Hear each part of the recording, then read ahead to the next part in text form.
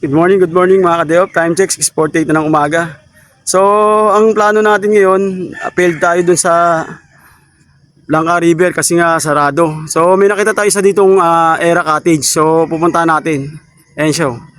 So, viewing lang tayo. Tingnan natin kung maganda yung ilog. Bali dito yung daan. Dito rin yan sa gilid ng Holcim. Tara, bababa tayo ron. Punta natin kung maganda siya. Let's go!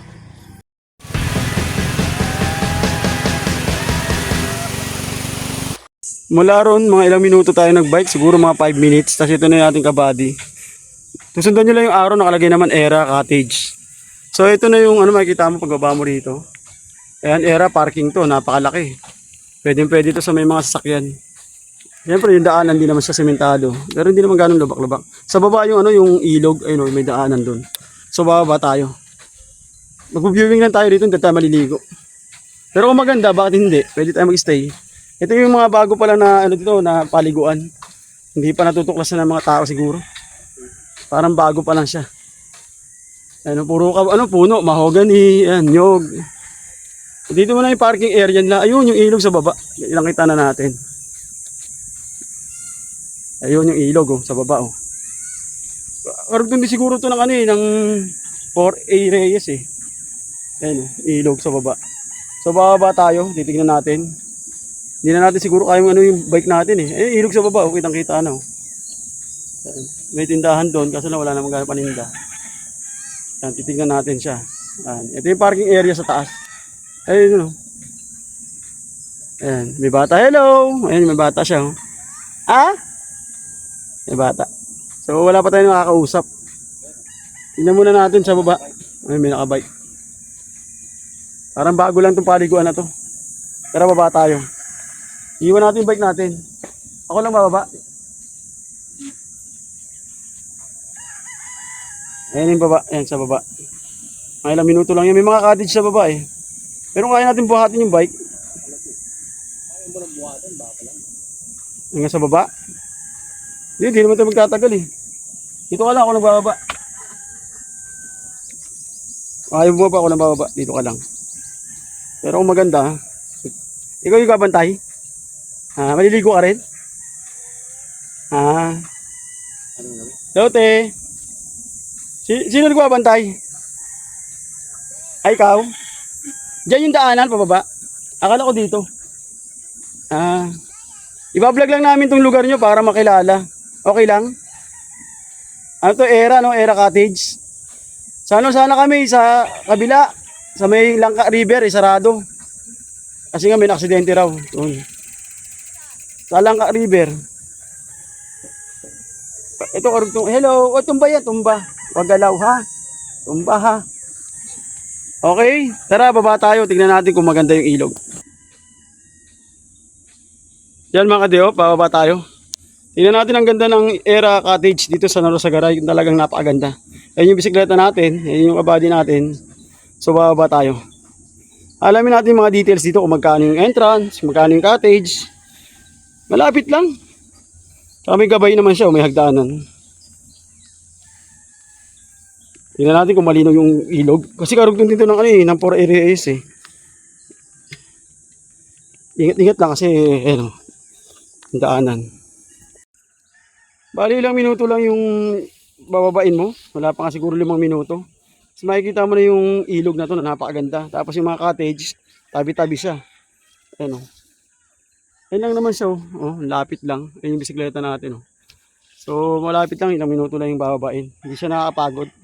Hindi guys, ibang mga pinupuntahan natin na talaga namang antarik. Ayan, ang ganda ng malinis ng lugar. Ang daming cottage So pwede kayo mag rito, ayun luto. Ayan yung ilog. Ayun, yun yung tindahan. Hello po. Ayan. Mag-vlog lang po. I-vlog natin tong lugar nyo para makilala. Yan si ate. Tanong natin mamaya kung magkano yung cottage. Saka yung entrance fee nila dito kung magkano. So ito na yung ilog. Ayan haba. Kung mahilig ka sa ganitong nature tripping, adventure, yan bagay na bagay sa mga ganitong lugar. Ganitong vlog. So ito na yung papaliguan nyo. Ayan, kinakita yung ilalim, malinaw nga yung tubig. Pero may mga lumot Ayan, ilog. Kung hindi ka naman maselan, yan, tamang-tama yung maligo ka dyan. Ang ganda, grabe. Wala yung ano mo rito, pagod. Malapit lang. Ito ang Era Cottage dito sa Norsagaray, sa unahan ng Pura Reyes. Ito yung mga cottage nila na napakahaba, kaya magkakabinit ng mga 10 yan. Yan, itong ilog. Talaga naman napakalinaw ng tubig kung titignan nyo. Kitang-kita nyo naman yung tubig eh. Ang linaw. Tingnan natin kung malamig siya. Di ba ang ganda? Sarap maligo ah. Hindi naman kalamigan yung tubig. Masarap maligo. Maagos yung tubig. Running water siya. Ilog talaga. So papunta siya roon sa Matiktik siguro. Papunta ng Matiktik yan. Mahaba niyan. Ilog na yan. Ito yung nakita natin isang paliguan dito sa Norsagaray na talaga namang nakaka-relax talaga. Sarap maligo rito. Sama yung tropa, pamilya. Ayan, napakaganda. Solid yung ganda. Lapit lang. Ilang oras ka na papadyak, dito ka na. Ayan. Pwede ka na maligo dyan. So alamin natin yung rito, yung presyo ng cottage nila, kung may overnight ba sila, at kung magkano entrance. Ito bandang sa gitna siguro, malalim na yung bandang part na yung sa gitna. Ayan. Sarap maligo. Nga yung mga tao, hindi pa rin iniiwasan yung pag-iwan ng mga basura, plastic bottle. Ayan, hindi nila talaga maiwasan. Kaya nakakapangit yung tignan. So, pwede na to kung talagang naghahanap ka ng paliguan ngayong ngayong summer. Ito, pwede. So, pupunta natin si ate. Alamin natin yung presyo ng nito. Ganda. Malinaw.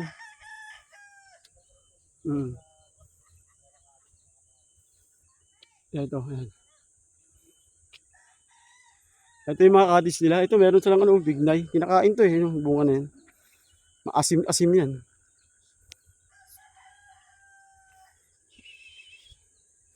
Dami yung cottage nila, ang dami.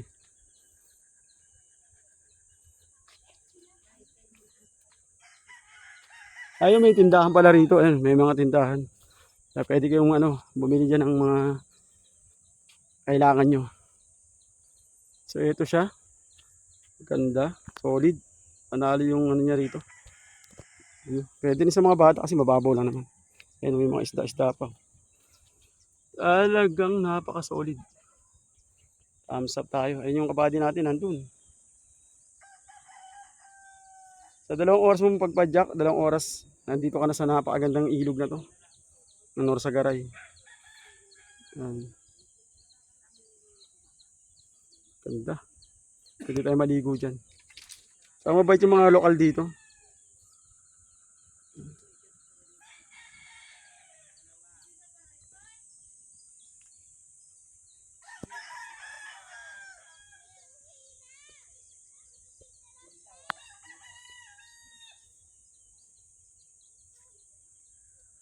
Era Cottage, Norsagaray, Bulacan. Sana nagustuhan nyo ating vlog. Kaya kung hindi ka pa napag-subscribe sa ating channel, subscribe ka na. Mag-comment ka na rin. Paka-hit mo na rin notification bell para updated ka sa lahat ng bago nating labas sa video. Every week naglalabas tayo ng mga ganitong video na napakagandang pasyalan, paliguan. Napakagandang view dito sa Norsagaray. Nakarang Lunes, nandun tayo sa Tipolo, ngayon hindi naman tayo sa Bulacan. Talagang bibigyan ko kayo ng napakagandang view. Ayan. Sarap maligo dyan, hindi ng tubig.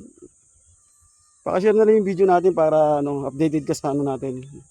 Yung linaw. Sarap maligo dyan. Ilog. Hindi naman siya gaano malamig running water yan, malinis talaga yan. Sana nagustuhan nyo ang ating vlog. Tatanungin natin mamaya kung magkano yung entrance dito sa cottage dun kay ate sa nagwawalis. Okay, balikan ko yung mamaya. Doon sa kabila tumatawa. Doon sa kabila. Mga gawa nila yung bilog na yun. Galing Inuhukay nila yun. Nagawa sila ng bilog. Mga kadiop, narito tayo sa Era Cottage kung saan no entrance fee, free parking. Talagang sulit. Tapos ang cottage na babayaran mo rito. So ito pala yung ilog. Malabo siya ngayon sa kahapon, umulan. Dilinaw pa raw yung ilog na yan. So napakaganda. Bali 2 years na pala nag-ooperate tong Era Cottage na to. Na talaga namang magiging kilala na rin someday ng mga tao. 2 taon na pala siya nagbubukas sa publiko. Sa napakalapit ng taga ng daan, 5 minuto lang, hindi ka na maglalakad ng pagkalayo-layo. Hindi ka na bababa ng pagkalusong-lusong. Sa iba kasi napaka layo ng bababain mo. Ito, pag ilang minuto lang, nasa baba ka na, sa ilog ka na.